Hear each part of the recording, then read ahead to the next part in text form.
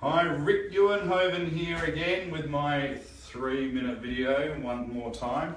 No one called me out on yesterday's, it was a little bit light on, so hopefully we get to the 3 minutes today. So today's video is on being thrown a curveball, which I got told by Blake never to do again, and how to handle it. So what are we talking about there? And it's from a good friend of mine, Anthony Hart from EOSA, that's asked me to talk about this one. So what are we talking about first and foremost with a curveball? So a curveball is an unexpected event or challenge in our life or in our business that we weren't expecting, right? And so sometimes what can happen is when we get these unexpected events, it actually throws us out because what do? We've already had an outcome that we're expecting, and then we've got this major detour which is taking us on another pathway.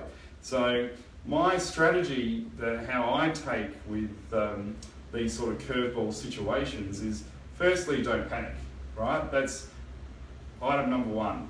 The moment we panic, we lose control of our thought processes, and then we don't make good decisions, right? So sometimes what we have to do is actually sit down or reflect, might be a quiet space, jot down notes, whatever it is.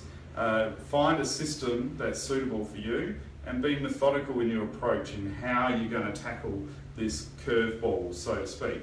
Then once you've gone through that process, cleared your mind, then what you can do is you can actually find the alternative outcomes which are suitable for you in relation to this curveball situation.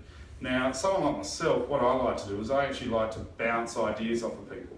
So I might actually, and if I don't want to say specifics, I'll just talk in a general sense. Oh, my friend's going through this, or my business is doing that, or someone else's business is doing that, and just get the vibe off of other people. Hey, what would you do here? What would you do in that situation? It doesn't mean you have to use exactly their response as your answer, but what you're doing is actually formulating an overall picture to what they've done. What I would do then is actually take all that feedback from people, consolidate it, and then I would actually try and digest that information myself. I wouldn't rush to make a decision.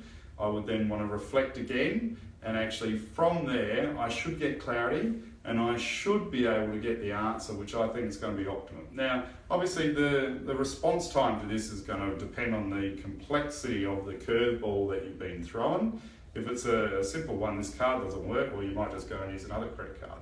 So, but I mean there's different layers to how you want to tackle it.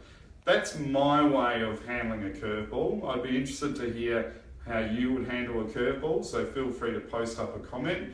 I also have the 5% to Greatness podcast coming out today, so keep an eye on that one. That was with Dan Quiggle. That should be a cracker. It was very inspirational, so look out for that one. And I hope you all enjoyed my drive yesterday on the golf course, because I nailed it on camera, so I had my fingers crossed, so I was pretty happy with that.